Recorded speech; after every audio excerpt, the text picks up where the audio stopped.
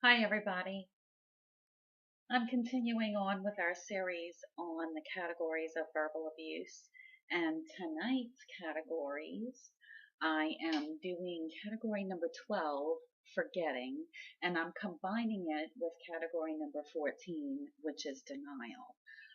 Because forgetting and denial go so closely together.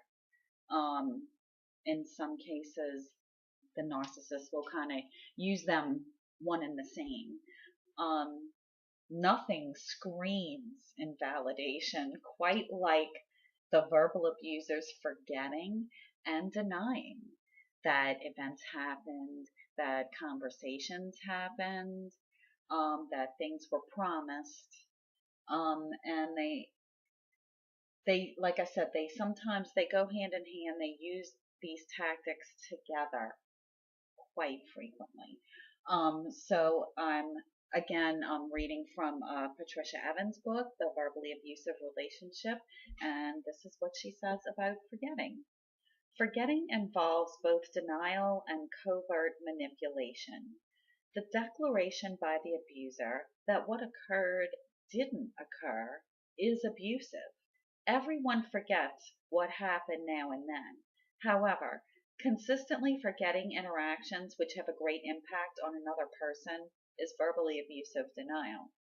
Often, after the partner collects herself, after being yelled at or put down, she may try to talk to her mate about it. He will have conveniently forgotten the incident, saying, for example, I don't know what you're talking about. I'm not going to listen to this. Some abusers seem to consistently forget the promises which are most important to their partners. Often, the partner is truly counting on a very important agreement made by her mate. He will have forgotten the agreement. I don't know where you got that, or I never agreed to anything, or common forms of denial. Um, so now in the actual category of denial, she speaks of it as this. Although all verbal abuse has serious consequences, denial is one of the most insidious categories of verbal abuse because it denies the reality of the partner. A confirmed verbal abuser may use every form of verbal abuse on a regular basis.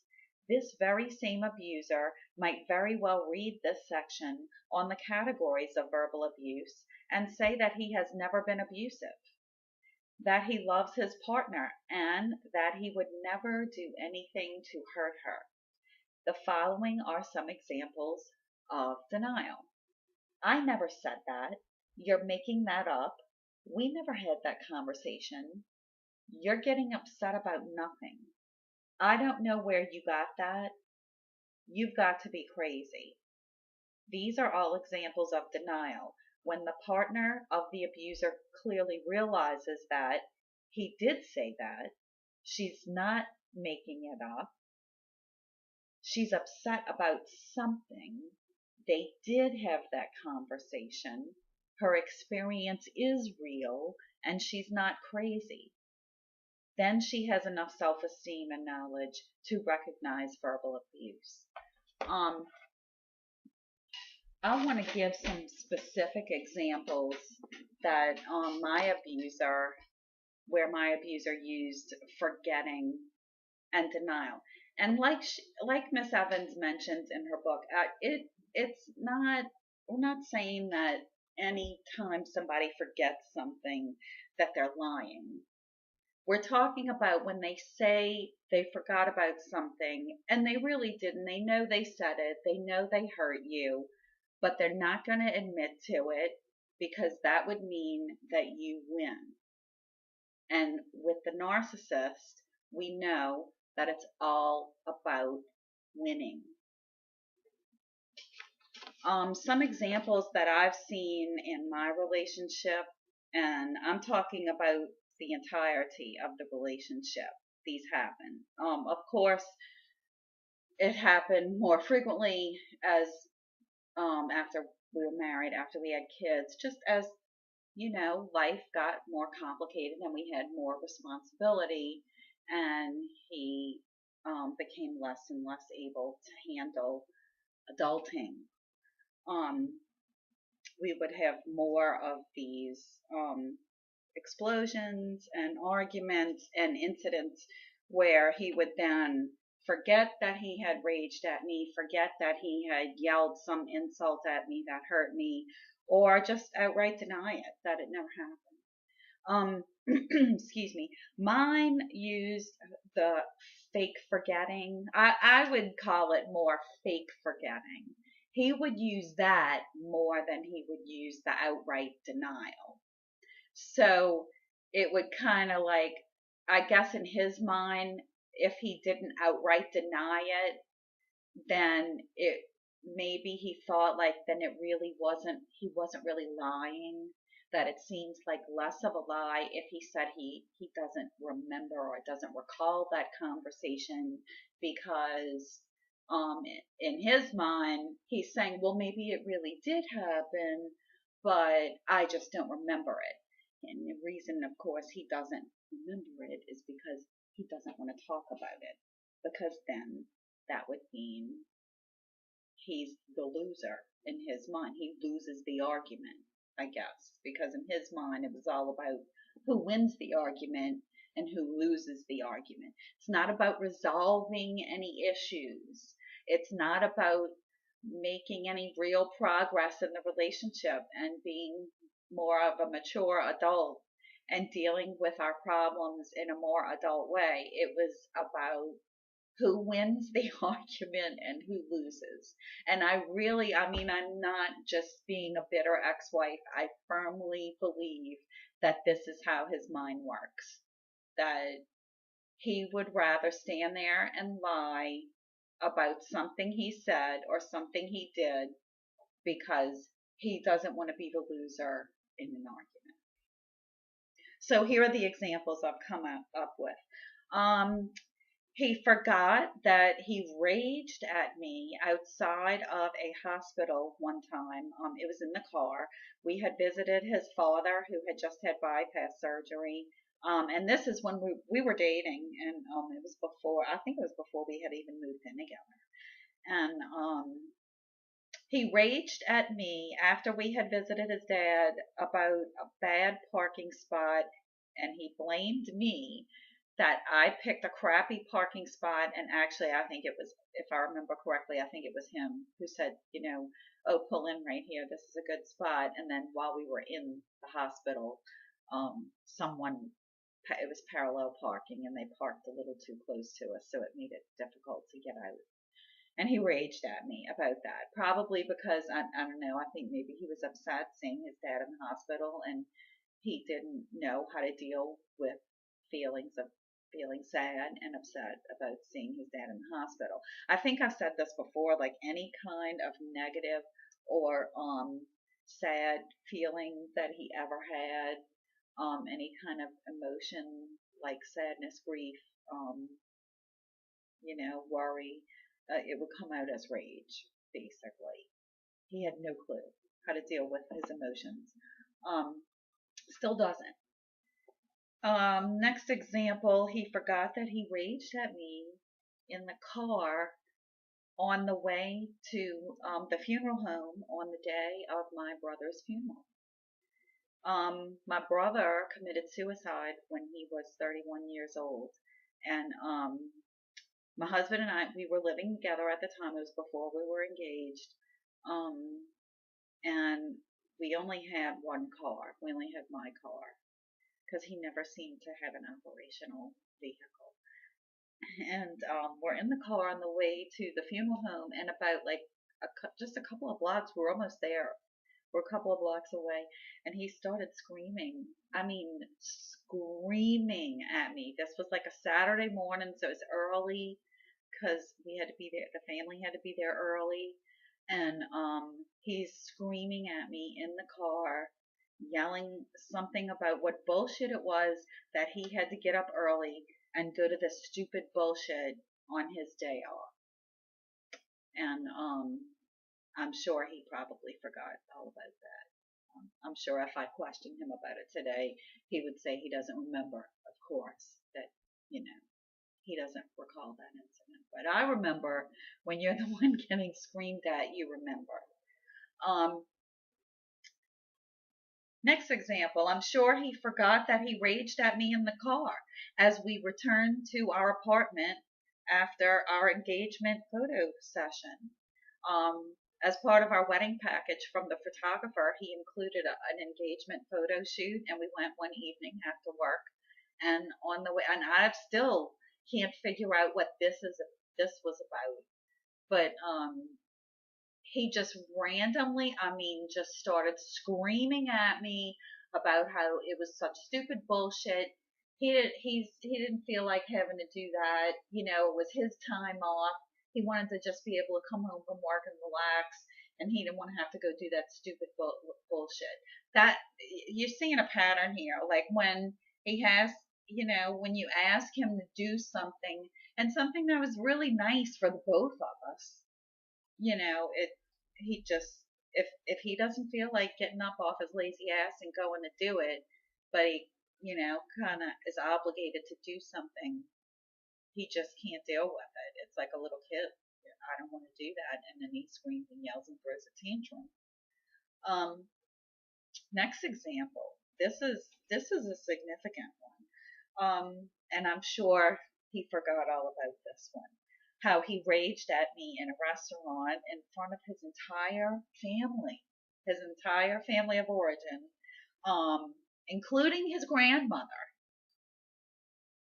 We're all at this big table in a crowded. It was crowded that night too, and he was telling a story about an incident that happened when he was out with two other guy friends of his, and they were in two separate cars, and one of the guys got pulled over and got arrested that night for DUI. And when he was telling the story at the dinner table to his family, he included a detail that he had left out when he told me the story. And I mean, this wasn't like a big deal. It wasn't like it was something like I was going to break up with him over it or call off the wedding. We were engaged at the time that this happened. He just he left out that they were drag racing down the road, and that's why the friend ended up getting pulled over. Like the cop was probably actually trying to pull both of them over, and the driver of the car that he was in just kept going, and the other friend is the only one who got caught. That's what he left out. But I he was telling the story anyway. I didn't mean to get off on a tangent, and I said, you didn't tell me that part the night that it happened. And that's all I said. Like, I didn't say you're a liar. I didn't like get pissed off. I was actually like being, I was in a light mood about it. Like, I just kind of chuckled and said, you didn't tell me about that part. And his mom and dad started laughing, like everybody at the table kind of laughed, and so I guess that was like a huge narcissistic injury, like everybody was laughing at him. And so he gave me this look of pure evil. That's not the only time he ever gave me the evil eye. Gave me this evil look and actually raised his arm up like in the position like as if he was going to backhand me across the face. And everybody at the table, I think, was in shock. His grandmother gasped. Like it was so shocking. The, the, the mannerisms and expression that he took on when he did this. And I think everybody just like we didn't know what to say. We were all speechless when he did this. And I really, looking back, I should have gotten up from the table that second and walked out of there and got in the car and just drove home and started packing. Because at that point, we were living together. At that point, we were engaged. And definitely, if I was the person I am today, I definitely would have walked out of there and I never would have looked back and I never would have married him. And I still don't understand why I stayed with him after something like that, a huge red flag like that. After I left, this was 7 months ago, when he during a hoovering attempt, he tried, and not only during this one hoovering attempt, but during several hoovering attempts, he kept trying to blame his rage attacks on the drug problem, which he always kind of messed around with harder drugs other than smoking weed, like pretty consistently throughout the relationship, but it was always more of a sporadic thing and not a regular thing. It didn't really become a regular thing until last year and possibly the year before. And it was last year that he really got hooked on it. And of course, I got different time frames on that. First, it was only a problem for 2 or 3 months, and then it was only a problem for 3 or 4 months, and then he admitted that it was the better part of last year, and then it wasn't even a problem at all. He just liked doing them. He said he really wasn't ever hooked on them. So I said, well, look, I don't buy that it was all the raging and the fighting was all about the drugs, because you've been having this problem with your temper and overreacting and raging at me. This has been going on the whole relationship. And it especially got worse after we got married and especially after we had the kids. So I was like, how do you explain that? If the drug problem was only for a few months, how do you explain? And he said, what do you mean? Like, he actually acted like none of these rage attacks had happened prior to last year. At least that's the impression I got. That what he was trying to say to me, he was actually trying to deny that these horrible, horrific rage attacks were happening prior to his drug problem last year. And I'm telling you, they went on the entire relationship.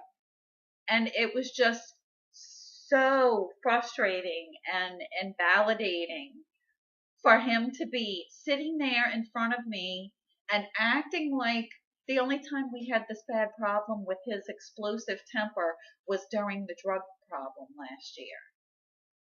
And then when he denied that it was even a problem, it was just denial after denial. Like, I couldn't handle it anymore. That's when I quit talking to him about the relationship, because I couldn't deal with it anymore. It was just nothing but denial. But anyway, moving on. So I brought up some incidents, and he acted like he had no recollection of these things happening. One of them was how he raged at me the day we arrived at the hotel for our honeymoon. He screamed at me right after we got into the room after we checked in, because I had booked too early of a flight the day after our wedding.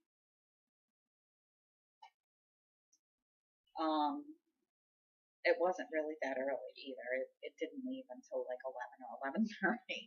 It was actually almost afternoon when we left, but we spent the night in a hotel the night before we left for our honeymoon, and I kind of figured since we had to be out of the room by 10 o'clock, we might as well just go to the airport, and be able to leave right after we check out of the hotel. But he didn't see it that way. He saw fit to yell and scream at me and call me names right after we had arrived on our honeymoon.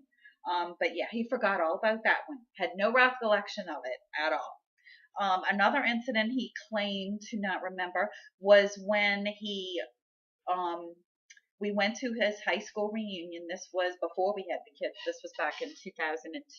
Went to a high school reunion. It was at the venue it was like a nightclub, and they had a party room that they would rent out in the back of the club.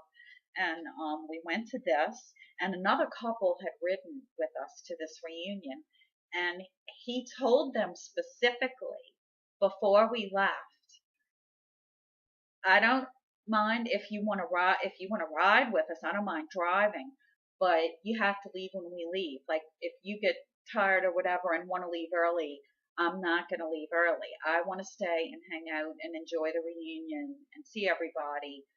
So just understand that if you ride with us, you got to leave when we leave. And they said, okay, they were fine with that. Well, of course, we weren't ready to go yet. He was still having a good time, and the other couple wanted to leave. So instead of telling them that they should just call a cab, he asked me to bring them home and then come back to the reunion.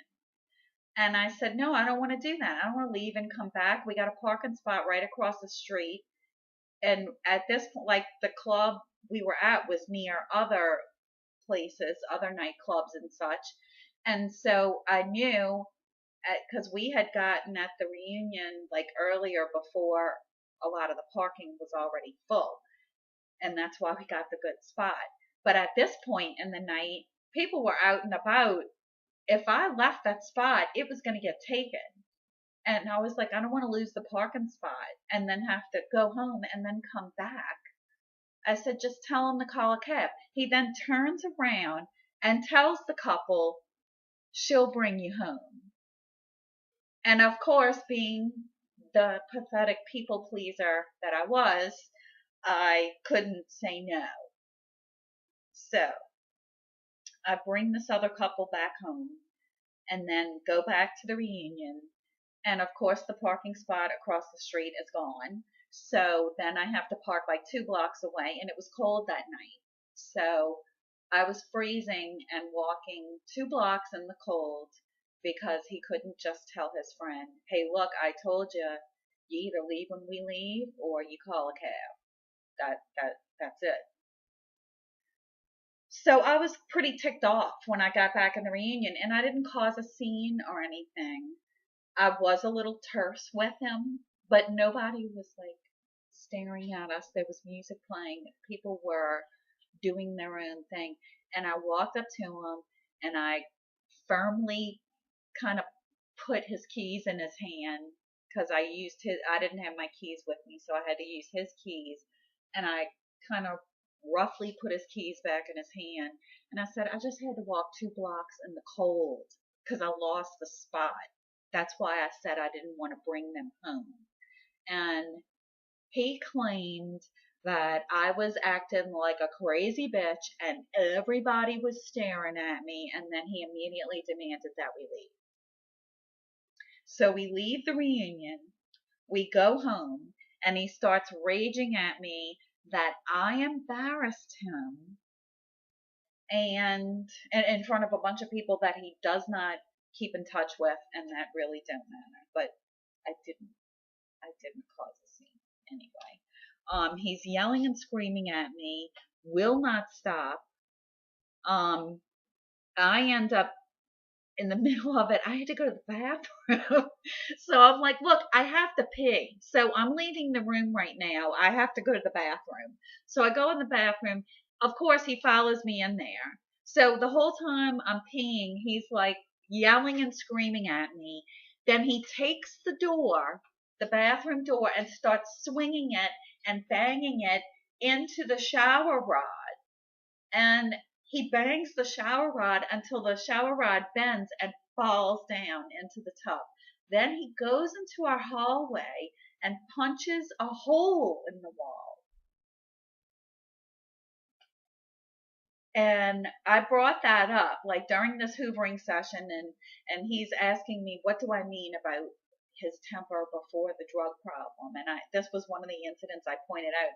And he acted like he totally, at first he acted like he forgot it, and then he was like, oh yeah, okay, I remember. Yeah, I was drunk that night. Like that's any kind of excuse for the way he acted. I'm sure he probably forgot about the day our son was born, and he raged at his mother in the hospital until she cried. I didn't actually witness that one, but I heard about it. My doctor had drugged me up pretty good, so I couldn't stay awake after the birth of my son. So, but I heard about it, and I heard it was pretty ugly. And it was over something really insignificant. Like he just took offense because she told him, make sure you press the nurse button if she's in pain. Don't let her suffer. Don't let her suffer. And he like blew a gasket because he took that as some kind of insult on his intelligence, I guess. I'm sure he forgot about this next one. He raged at me in the car. You see how the car is becoming a common denominator here? I'm wondering if it's because if we're in the car and we're in motion, and especially if he's at the wheel, like I'm kind of trapped and I can't get away from him. Maybe that has something to do with it. I don't know. It's just I'm noticing that that's a pattern. He raged at me in the car after an exhausting 8-hour journey. We were going back to our home to retrieve some of our belongings after a natural disaster had damaged our home. And I'm not going to say which one of natural disaster it was because I don't want to reveal my location. But he was angry, and because he asked me to give him a blowjob in the car. This was after we had sat through like a whole bunch of traffic, and it was hot. It was summertime. It was very hot, and he was mad because I wouldn't blow him in there. Because I was like, I don't feel like giving you a blowjob right now. It's like we're about to go in our damaged home that we can't live in right now, and see what else is ruined, and you want me to blow you right now? I was like, no. And I'm not in the mood. And he like got so pissed off. He like turned the car around abruptly and gets back on the interstate and starts heading back to where we were staying in a city that was like about an hour away from our home location. And that was our temporary place where we were staying while our home was damaged. And he turned the car around and like starts heading back. Like after we had just sat in the car in like 8 hours of traffic trying to get back to our house. He was like driving really fast and recklessly, and like it actually scared me a little bit. And I kind of kept my cool, and I just said, you can drive all the way back if you want, but as soon as we get there, as soon as you get out the car, I'm going to turn around and go right back because there's stuff in the house that I want to get, and I'm going. And he finally calmed down, and he turned around and went back towards our house. It was beyond ridiculous over a blowjob. And I didn't like doing that in the car anyway because I'm not an exhibitionist. Next, when his father was ill, terminally ill, he raged at me several times. This is how he handled grief. He took it out on me, and it came out as rage.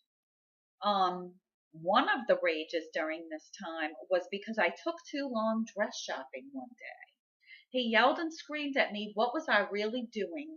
Because I had been gone all afternoon, and I came home without a dress because I tried on tons of dresses at like 3 different stores and didn't find anything in my size that I liked. And so I didn't get anything. And, women out there who are hearing this, you know what I'm talking about. How you can spend an entire afternoon, especially if you're looking for something specific, for a specific item, and you can spend all afternoon trying on clothes and come home with nothing. And he like raged at me. It was almost like he was accusing me of cheating on him. Like he was like, where were you really? What were you really doing? And then that same day, started another argument with me over whether or not we were out of weed. We actually had an argument about that. I'm sure he doesn't remember that. I wonder if he remembers this next one. He tore my closet apart one Saturday while I was out with the kids at an outing. It was an art class that I had signed them up for, and I had shoved my phone in my purse, and I had turned the ringer off, and I was occupied with the kids in this art class, and I didn't hear my phone go off, and he texted me, and I didn't see it because I wasn't looking at my phone. I was busy with my kids. And he had a fit and tore my closet apart. When I got home, like everything was all over the place in the bedroom. He had ripped everything off the shelves and off like stuff that I had stored in the bottom of my closet. Everything was all ripped out and thrown all over the place because I changed the hiding spot for the weed because my son had gotten suspicious. He saw the box that we kept it in, and he kept trying to go look in the box. And then he saw where it was being kept, and he kept trying to go and look in it. And so I moved it to a spot where he didn't know where it was. And I forgot to tell my husband that I had moved it. And so he got mad at me because I wasn't home and he didn't know where I put it. So he ripped my closet apart. And I'm sure he probably forgot all about that. He never apologized for that either, by the way. Here's a good one. This was when things were really heating up last summer. He literally told my father, with me standing right there, I witnessed the whole conversation, that I was his punching bag and he didn't know why I put up with him. And about 2 weeks later, he denied that conversation ever happened. He completely denied that it happened. That didn't happen. I don't remember that. The chicken parmesan fight that I talked about in one of my previous videos, he claimed that he didn't remember the chicken parmesan fight, both of them, because remember the chicken parmesan fight had 2 parts. He claims he didn't remember that. I don't know if he remembers this one because this was a pretty big one. He raged at me and argued with me intermittently over the course of about 6 hours one night over a red light. Yeah, that's right. A fucking red light. Argued with me all night long to the point where like I literally like finally just grabbed my purse and ran out the house and ran and got in my car and left because I had to get away from him. Like I couldn't take it anymore.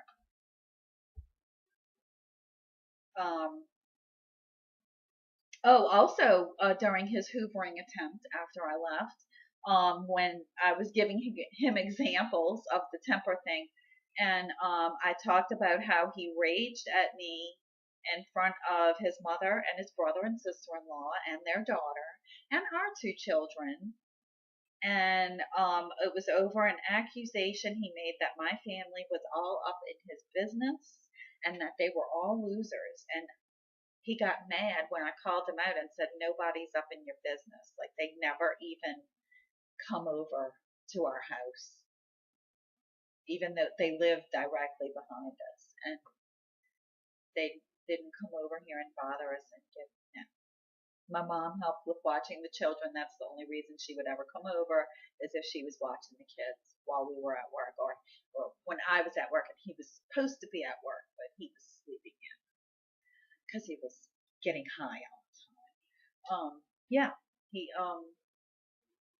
when I first brought that up, he claimed that he didn't remember that because, well, in that situation, the situation where he was screaming at me in front of his family, that one was during the drug problem. So, of course, he claimed that he didn't remember it, and he explained the behavior away by saying he was on drugs. So he was doing all kind of crazy stuff when he was on drugs, of course. And what he'll never admit, what he will deny, and here's where some of the denial comes in. He will deny that the behavior during the drug problem was the same old behavior that had always been there. But the drugs just amplified it and made it worse. Another example I wanted to bring up is when another way that they'll use forgetting is they'll say that you're not remembering something correctly. They'll say that you misremembered what they said. And when you're standing there telling them, no, I remember it vividly. I remember exactly what you said. And then they'll deny it. I never said that. You're just, you're not remembering correctly.